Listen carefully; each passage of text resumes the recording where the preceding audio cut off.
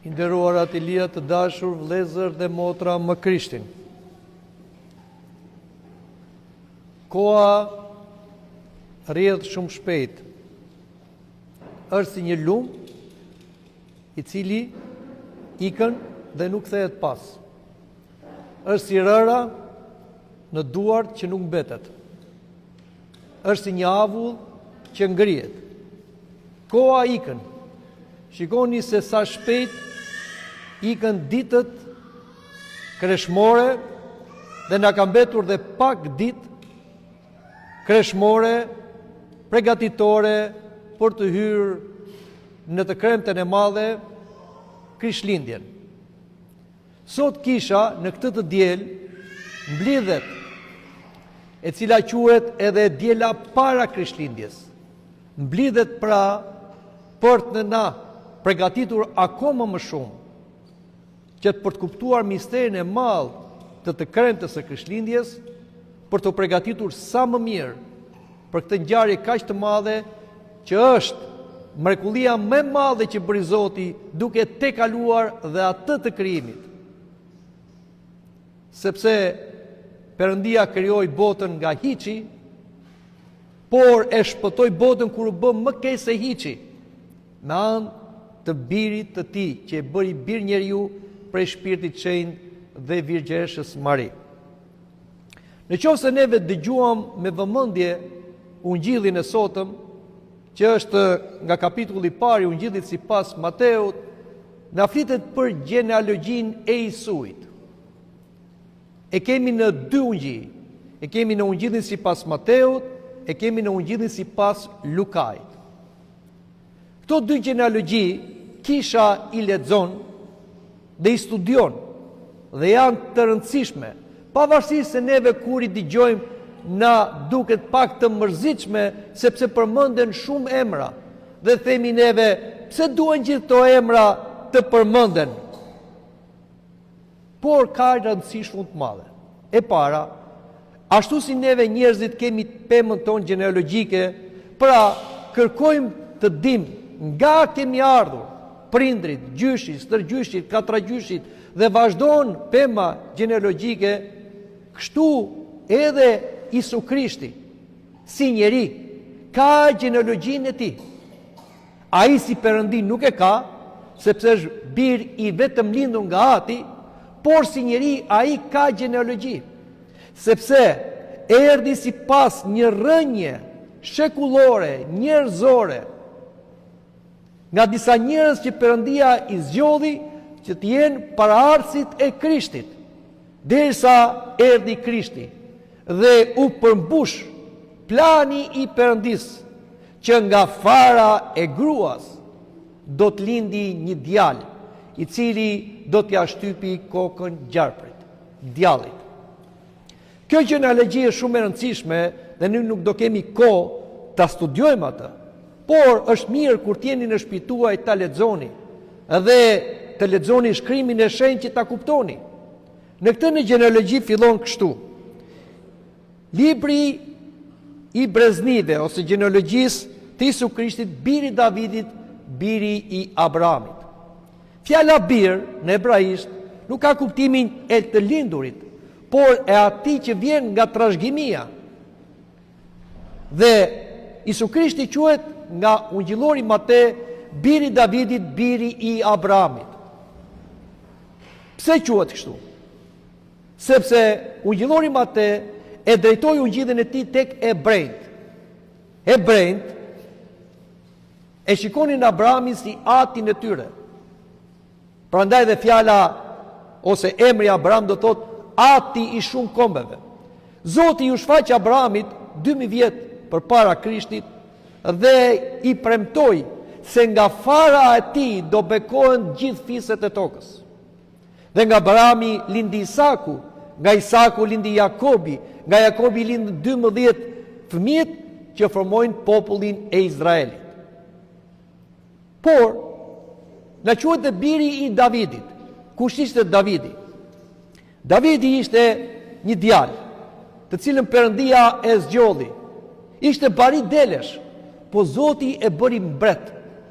Dhe Davidi ishte ai që pushtoi dhe Jeruzalemin dhe e bëri kryeqytet dhe e bëri Izraelin një superfuqi të kohës, duke lënë trashëgimi djalit të tij Solomonit.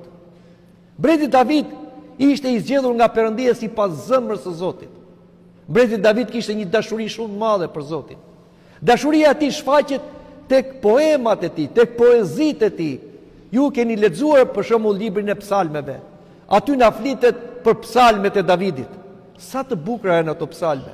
Aty tregojnë gjithë përvojat e jetës njerëzore, emocionet njerëzore, rënjet dhe ngritjet e njeriu. Dhe thirrja që i bëhet Perëndis në çdo situatë. Këshillohet që të krishterët ta kenë librin e psalmeve, libër lutje, të thonë çdo ditë psalmet. Por edhe pse mbreti David u zgjoll nga Perëndia dhe Perëndia i dha shumë bekime, ai ishte një qenie njerëzore. Ra në mëkat.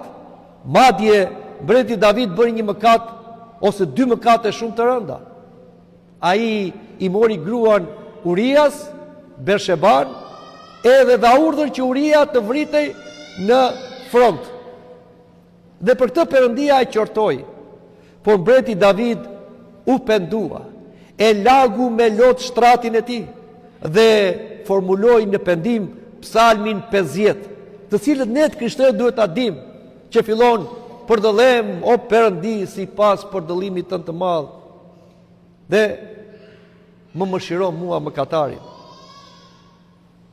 Shikojmë që Perëndia i premtoi Davidit që nga fara jote do vi Mesia, do vi Krishti. Dhe po të shikojmë gjenealogjin, vërtet Krishti vjen nga Davidi, quhet biri i Davidit. Sepse edhe Josifi, që përfundon gjenealogjia, vinte nga fisi mbretëror i Davidit. Edhe ungjillori Luka, i cili bën një tjetër gjenealogji, na tregon që edhe vigjeresha Mari vinte nga fisi mbretëror i Davidit. Pra Krishti është përmbushja e të gjithë premtimeve që i dha Zoti Abrahamit, Davidit, si me Josifin që është kujdestari ose ati ligjor i Krishtit, por edhe si vigjeresha Mari që është nëna natyrale e birit të Zotit që u bë bir njeriu. Në këtë gjenealogji përmenden jo vetëm mëkatar, siç ishte Davidi, sepse Zoti erdhi të shpëtojë mëkatarët, nga cili e parja mund, thot Apostulli Pavli, çfarë mund themi neve? Por përmenden edhe disa gra: Tamara, Ruthi, Bersheba. Të gjitha këto janë gra që janë të pazakonta, sepse gruaja në gjenealogji nuk përmendej nga hebrejt, por e futin gjillori Matej, sepse kërkon që edhe gruaja do fitojë dinjitet të barabartë me burrin. Si thot Apostulli Pavli, nuk ka më grek dhe judej, nuk ka më burr dhe grua, të gjithë janë një në Krishtin. Dhe përmendet edhe gra mëkatare, si ishte Rahabi, ishte një prostitut, po si ishte edhe Bershebaja që tradhtoi burrin e vet. Pse përmenden këto gra? Përmenden gra mëkatare për treguar se Zoti nuk i vjen turp ta identifikojë veten me mëkatarët. Dhe Zoti për këtë erdhi, të shpëtoi prostitutën, të shpëtoi mëkatarin. Të dashur të krishterë, është këtë ndryshe kur neve përdorim gjenealogjin tonë. Shpeshherë, neve njerëzit përpiqemi që njerëzit e afërm me probleme ose që kanë, si them, lëngjurm jo të mira në jetën e tyre, ne përpiqemi t'i heqim, tjerë të shohim. I keni parë juve ndonjëherë kur bëhet historia e disa njerëzve, i heqin ata njerëzit mëkatar ose njerëzit me probleme. Zoti nuk i heq. Zoti i merr njerëzit mëkatar, i pranon dhe i shenjtëron. Prandaj mos kemi turp të themi se jemi mëkatar. Jemi mëkatar dhe do ta pranojmë këtë. Por kjo nuk do të thotë se justifikohemi duke thënë se jemi mëkatar. Ne duhet bashkohemi me Krishtin, jo vetëm nga ndjenjat, jo vetëm nga simpatia, por nga misteret e kishës. Me anë pagëzimin dhe na falet mëkati. Me anë pendim rrëfimit na falet mëkatet mbas pagëzimit. Dhe kështu, edhe pse jemi mëkatar, ose vim nga një brez mëkatar, ne shenjtërohemi në Krishtin. Krishti e shenjtëroi gjithë njerëzimin. Pra, Krishti u bashkua me neve, ashtu siç do dhe në bimësin, ku bëhet shartim, kështu dhe ai u shartua me neve dhe na shenjtëroi. Na bëri një brez të bekuar, një popull priftëror, popull të krishterë.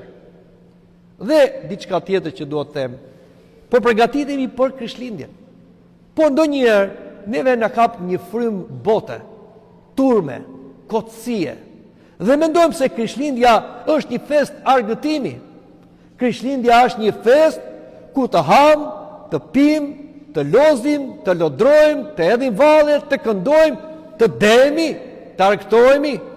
Dhe mjafton.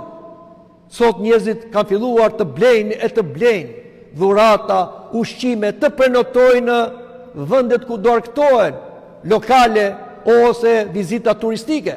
Dhe mendojnë se po festojnë Krishtlindje, janë në rregull, po përgatiten për Krishtlindje. Stresi ka vajtur në kulm. Të dashur të krishterë, kjo është një marrëzi. Mos ta themi është djallëzi. Është fryma e antikrishtit që tallet me njerëzit. Por mirë le tallet me njerëz të botës. Por ne të krishterë nuk duhet pranojmë të tallemi. Krishtlindja është fest fetare. Është fest që festohet në kish. E kam thënë dhe përsëris, jo unë, shenjtorët, nuk festohet në shtëpi. Të bësh dark dhe drejt në shtëpi e mos ish në kish. Nuk festohet as në rrugë në sheshe. Nuk festohet as në pub, as në lokal. Festohet tu në kish. Prandaj ne duhet të vim në kish të festojmë Krishtlindjen. Herët në mëngjes, sipas traditës sonë ortodokse, të marrim pjesë në shërbesën e mëngjesit, në liturgjinë hyjnore që bëhet për të krente kaq të madhe. Krishti është këtu. Këtu është shpella e Betlehemit. Këtu është grazhdi që Krishti do të rilindet, jo thjesht në një shpellë, por në zemrat tona. Dhe kur vjen Krishti dhe lindet në zemrat tona? Kur ne pastrojmë zemrën tonë, me anë të pendim rrëfimit, dhe bëhemi gati për kungim. Dhe, si thot edhe Shën Joan Gujarti në lutjen e tij para kungimit, ashtu si dënjove të lindesh në shpellën e Betlehemit, vendosësh në një grazhd të papastër, dënjo dhe eja dhe lind në grazhdin e zemrës time. Kjo është pra Krishtlindje. Qofse neve nuk pendohemi, nuk rrëfehemi, nuk pastrojmë zemrën dhe nuk vim këtu të kungohemi të përgatitur, çfarë Krishtlindje të festojmë ne? Çfarë kuptimi ka kjo? Krishti po të na shfaqet do të na thotë, çfarë keni juve që kërkoni të festoni në ditën time, të argëtoni në ditën time, kur nuk keni fare punë me mua, as më besoni, as pendoheni, as rrëfeheni, as kungoheni, çfarë krishterësh jeni juve? Largoni për me, nuk ju njoh. Dhe çfarë ndodh? Ajo që ju ndodh të gjithë mëkatarëve të papenduar, nuk kanë gëzim. Harxojnë para, harxojnë kohë, stresohen, blen ushqime, shtrojnë tryeza, i kanë të gjitha, prap janë të mërzitur, prap janë të lodhur, prap janë nervoz, sepse nuk kanë Krisht në zemër. Janë bosh, po jo bosh, se kur njeriu mbetet bosh, vjen ai tjetri, antikrishti, futet në zemrën e njeriu, ta prish gëzimin, ta vjell gëzimin, edhe ti kën Krishtlindja kot. Të dashur të krishterë, duhet të përgatitemi për Krishtlindje dhe duhet bëjmë një dhuratë për Krishtin. E keni bërë dhuratën për Krishtin? Para se të bëni dhuratën për njëri tjetrin? Çfarë është dhurata për Krishtin? Duhet ta mendoni, keni edhe pak ditë derisa të vi Krishtlindja. Duhet ta gjeni, duhet ta bëni gati. Çfarë është dhurata? Çfarë do t'i çojmë Krishtit? Do t'i blejmë lodra? Do t'i blejmë krevat?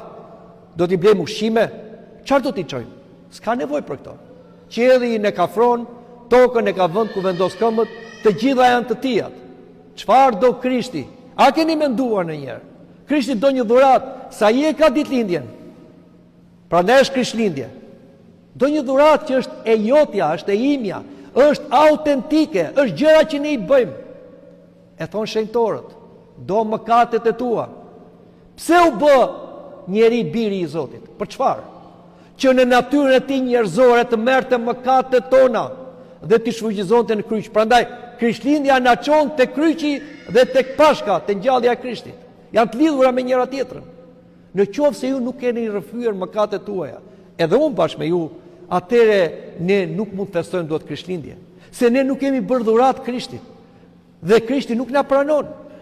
Kështu që sa kohë ka mbetur, pendoni për mëkatet, rrëfejni mëkatet.